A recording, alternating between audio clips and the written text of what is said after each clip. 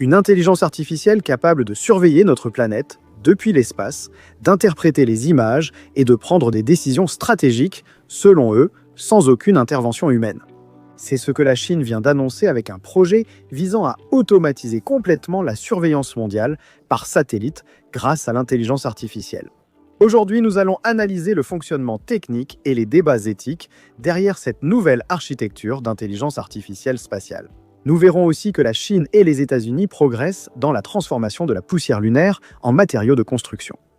Et ils prévoient des pas de bâtir des villes entières de façon permanente. Là-bas sur la Lune, avec une nouvelle génération de robots qui sont en cours d'entraînement pour travailler là où les êtres humains rencontrent leurs plus grandes limites. En même temps, des fusées géantes explosent encore sur Terre alors qu'elles tentent d'ouvrir la voie vers Mars.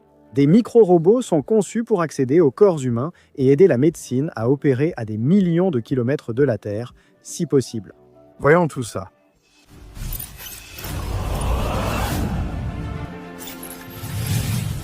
Bonjour, impressionnés et impressionnés. Je suis Carlos Alves et vous êtes sur Réalité Impressionnante.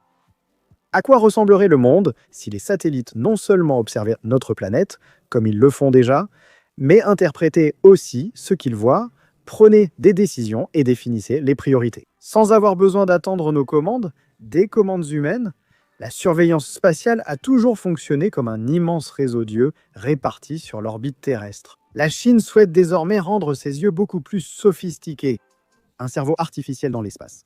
Des chercheurs aérospatiaux chinois ont récemment présenté Air Target Agence System, une architecture fondée sur de grands modèles de langage, comme ceux utilisés dans les intelligences artificielles conversationnelles telles que ChatGPT. La différence, c'est que dans ce cas, l'IA ne répond pas aux questions. Elle analyse les images captées dans l'espace et coordonne des opérations complexes de surveillance en temps réel.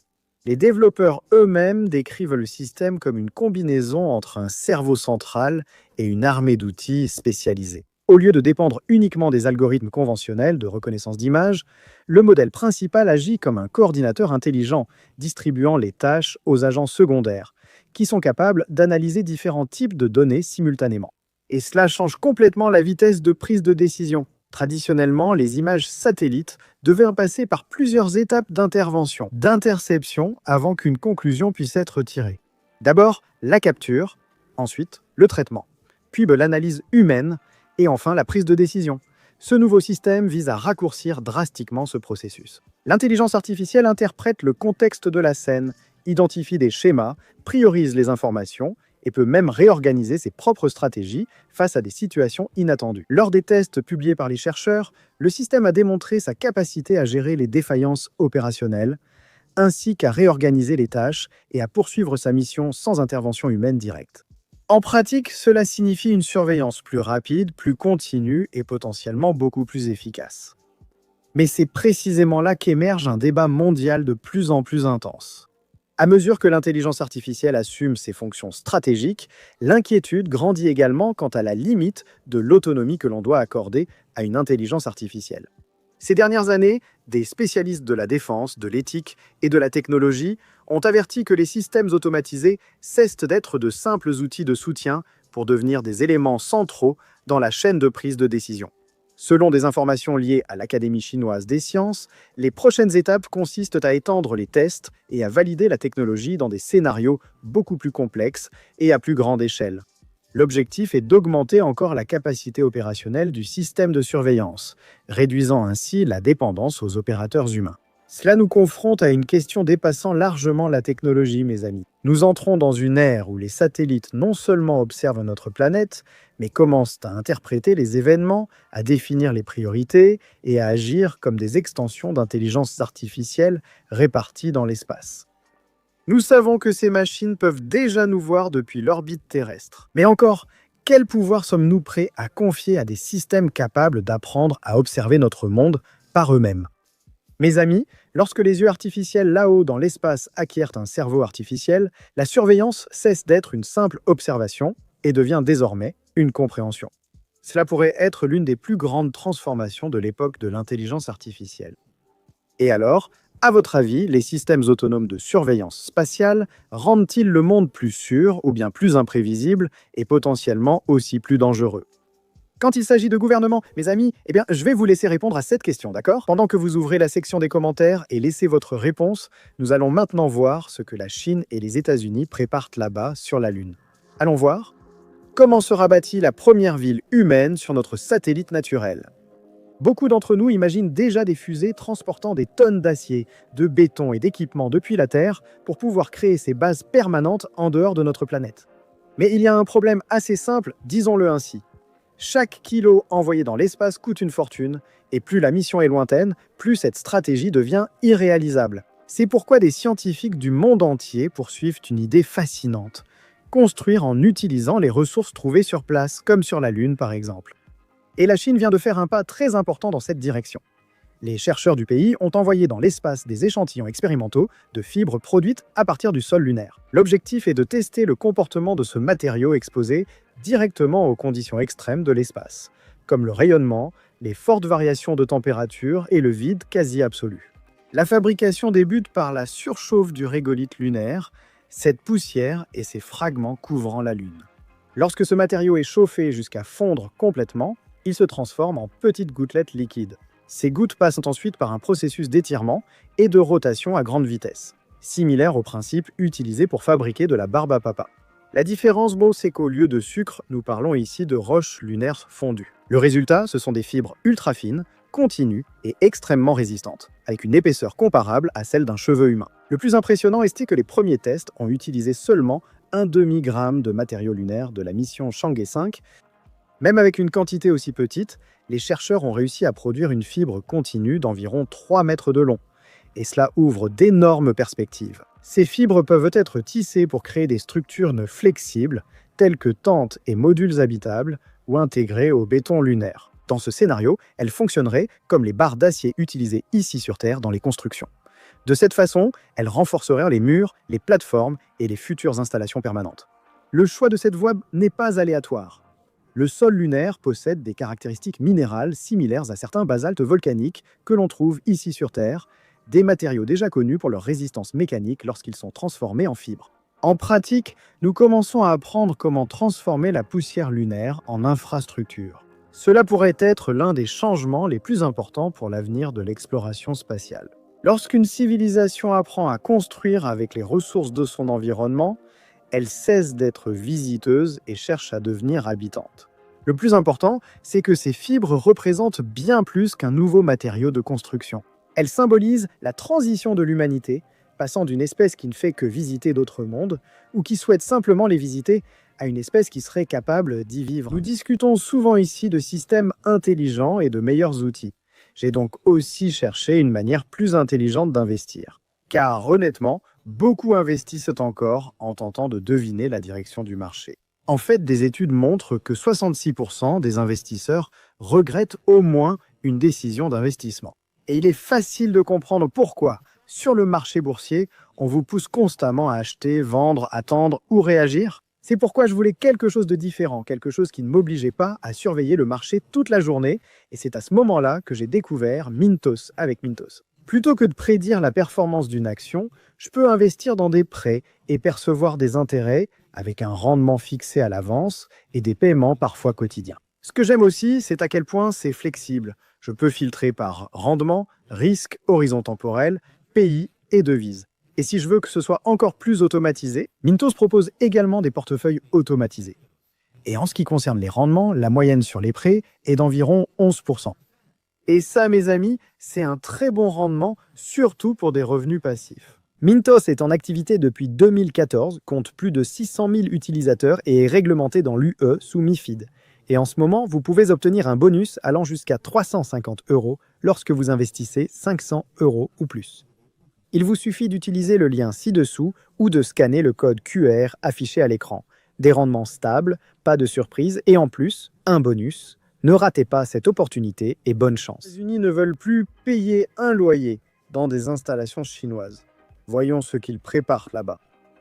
La NASA a révélé de nouveaux détails sur un projet qui, s'il réussit, pourrait créer la première ville humaine en dehors de la Terre.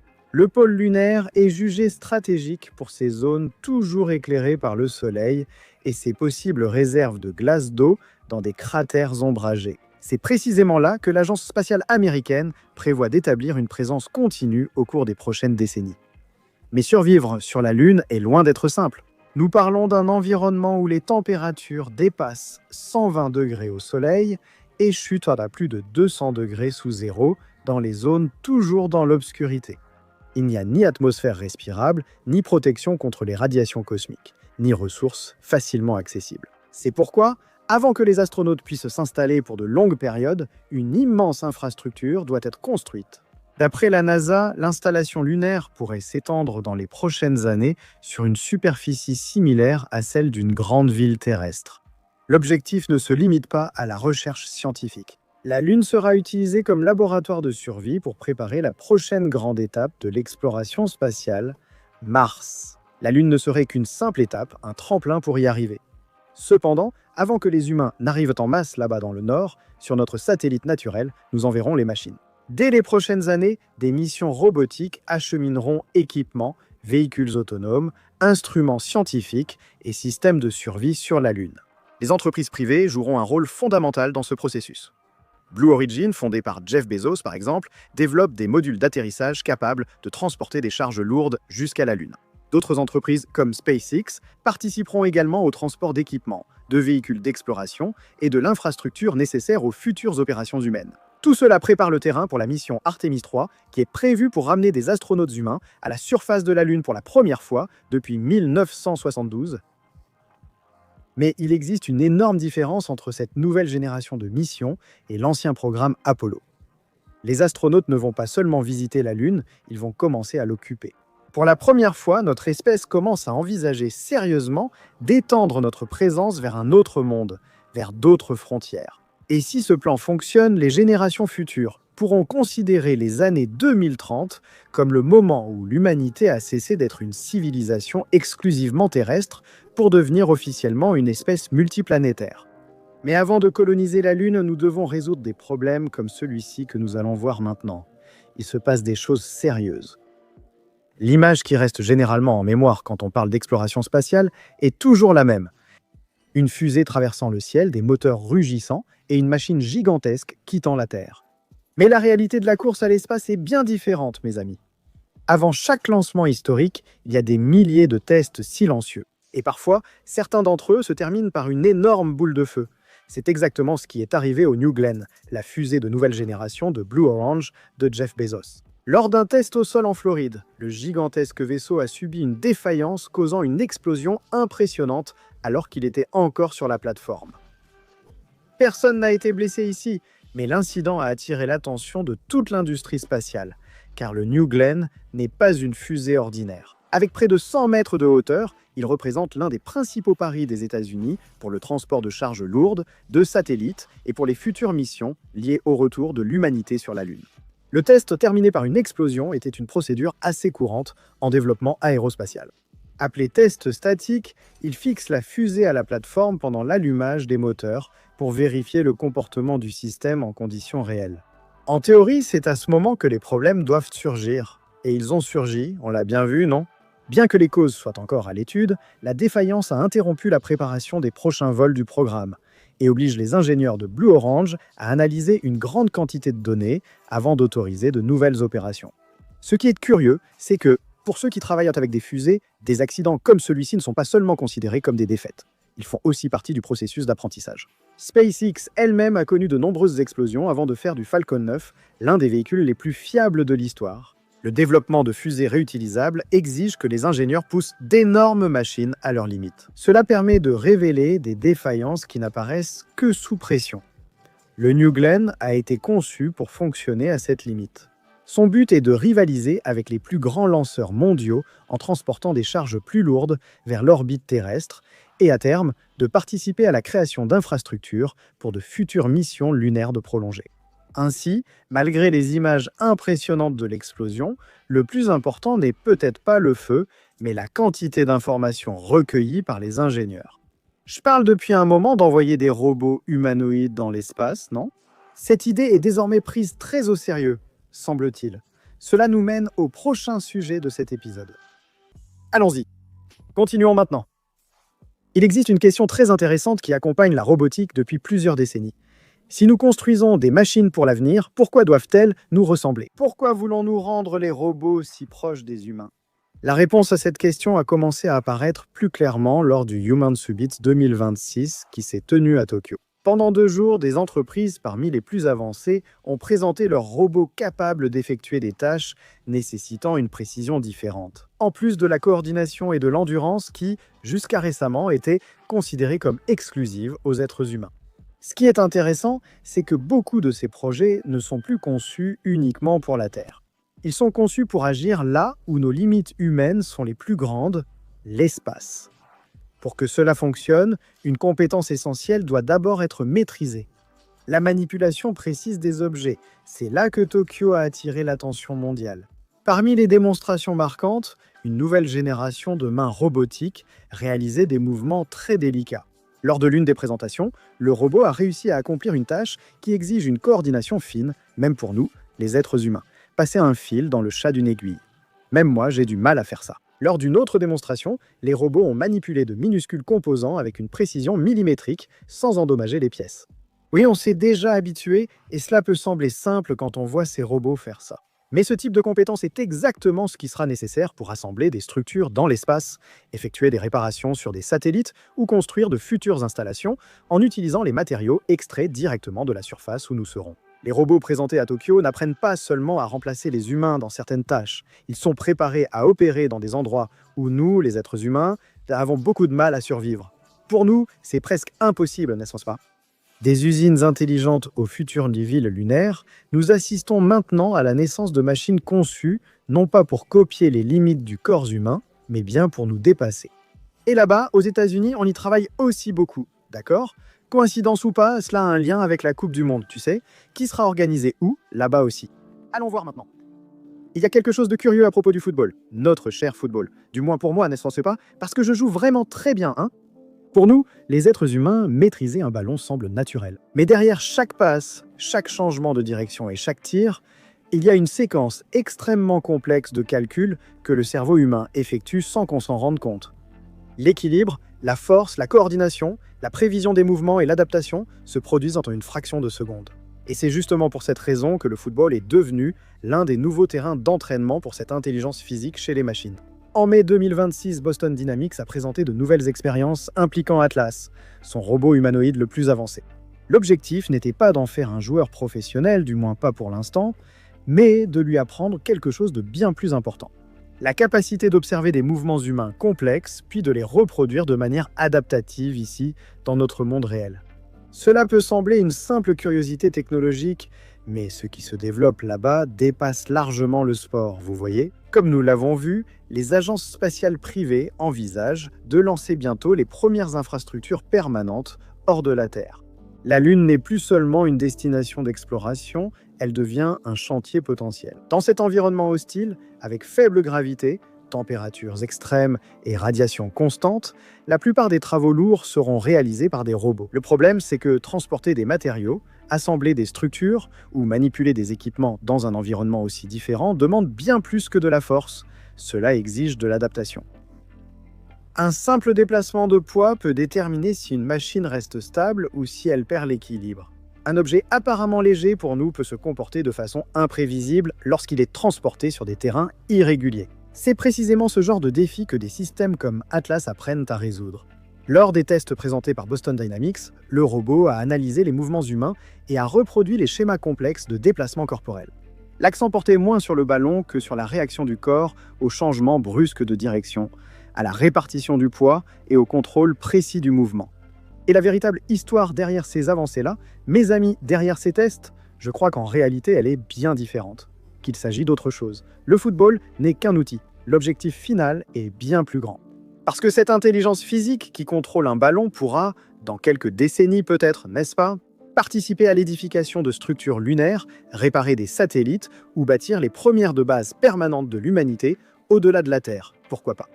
Et si nous, les humains, sommes envoyés avec ces machines-là, il faudra que quelqu'un puisse s'occuper de nous, ou que quelque chose puisse prendre soin de nous en cas de blessure ou de maladie, n'est-ce pas? Voyons comment tout cela va se passer. Que se passe-t-il si quelqu'un a besoin d'une intervention chirurgicale d'urgence à des centaines de millions de kilomètres de la Terre, loin de l'hôpital le plus proche? En mai 2026, des scientifiques de l'Université technologique de Nanyang ont présenté un micro-robot chirurgical de seulement 0,4 mm de long. Il est plus petit qu'une graine ordinaire. Malgré sa taille minuscule, il est capable d'exécuter plusieurs tâches médicales complexes, et cela sans aucune connexion physique avec le monde extérieur. Cette technologie prend toute son importance face aux défis de la médecine spatiale, où les fluides corporels réagissent différemment en microgravité qu'ici sur Terre. Une chirurgie classique pourrait devenir un cauchemar dans un vaisseau ou une base lunaire. Les chercheurs parviennent à guider le dispositif à l'intérieur du corps humain de manière extrêmement précise, comme s'ils contrôlaient un petit sous-marin microscopique naviguant à travers les tissus et les organes. En laboratoire, le micro-robot a coupé des tissus, prélevé des échantillons et généré de la chaleur thérapeutique avec précision. Eh bien, mes amis, pendant des millénaires, nous, humains, avons contemplé la Lune et les étoiles en simples observateurs. Nous commençons lentement, mais avons déjà commencé à créer des outils pour vivre parmi elles. Et peut-être que les futures générations d'êtres humains se souviendront de cette époque comme du moment où l'humanité a décidé de cesser d'être uniquement terrestre pour devenir interplanétaire, comme le dit Elon Musk et quelques autres. Qui sait ce que l'avenir nous réserve, n'est-ce pas ? Si cet épisode vous a plu, vous savez déjà quoi faire, non ? Laissez votre like et vérifiez votre abonnement. La plateforme peut parfois le retirer, alors jetez un coup d'œil, n'oubliez pas.